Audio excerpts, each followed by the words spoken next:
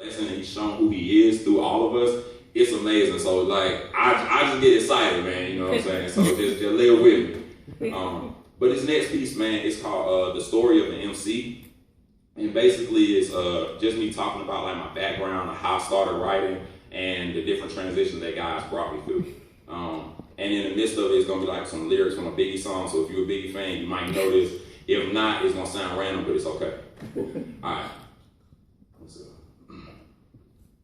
Even as a little kid, I believed in musicians and how being driven could place you in a sweeter position. Urban journalism trapped inside of beats and then rhythm, emphasizing ways to keep your money reaching the ceiling. I was 5 when I first heard of hypnotism, not the kind with them white birds or a magician. Riding around with my uncle in that green Honda Civic. Big sounds from the radio, I gave it a listen. Hold up.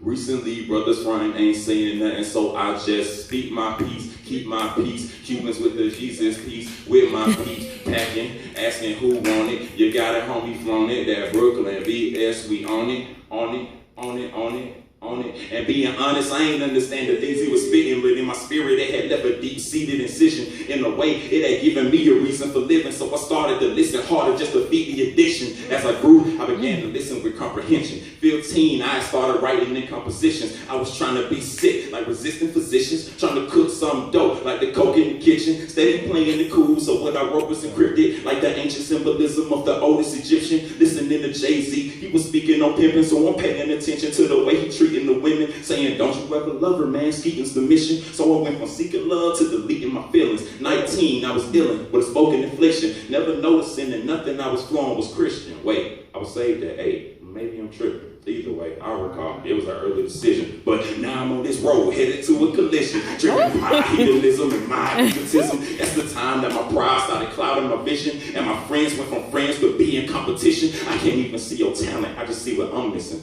Now I'm plotting on the low, trying to do something different. Make a triple entendre. Then they'll get it mad because they didn't react when you spit it. Feel stupid when you realize the reason you did it is because you're trying to be clever, so fool live with it. Feel neglected because they ain't respecting your lyricism, because your mind's so bright, it's like a little prison. Because you got so many bars that you could build prisons. Because you got the realest words and all the ill writtens. But in the midst of your self-magnetism, I have one major inquisition. Where does this God you speak of come into the equation? Or is he just a thing of occasion? Are you being serious or are you just playing? I mean, you do well with the rhymes that you're making, but what about the praising, healing, and saving, making things new, true, spiritual maintenance, forgiveness, and graces? You know, the basics. Not to disrespect you, but you sound like the fakest. You can rhyme for ages, but what's the Christian basis? Is it self-elevation and temporary greatness? Or is it the break past that flesh you've been placed in where you can speak to the victims of molestation, racist, homosexual nation, and the faithless? Why don't you ever speak on that, Jalen? Oh my God. You never ever speak on that, Jalen.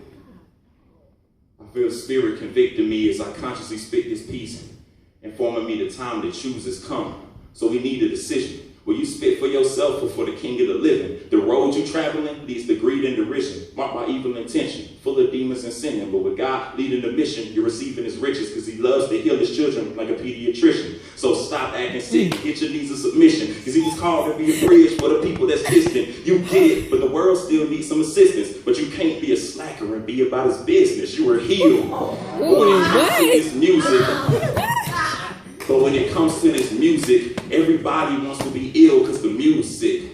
So really ask yourself whose the glory is.